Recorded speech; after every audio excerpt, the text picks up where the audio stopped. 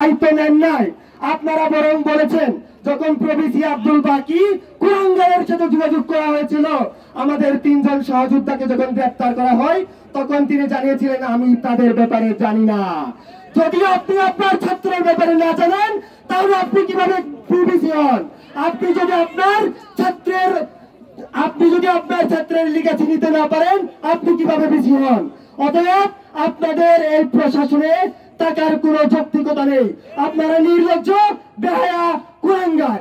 আপনারা যদি আজকের মধ্যে যদি পদত্যাগ না করেন, আমরা বিশ্ববিদ্যালয়ের যত বাস আছে সকল বাস একসাথে করে নিয়ে পদত্যাগ পত্র এখান থেকে লিখে নিয়ে আপনার বাসভবন ঘেরাও করে আপনাকে পদত্যাগ পত্রে সিগনেচার করতে বাধ্য করব।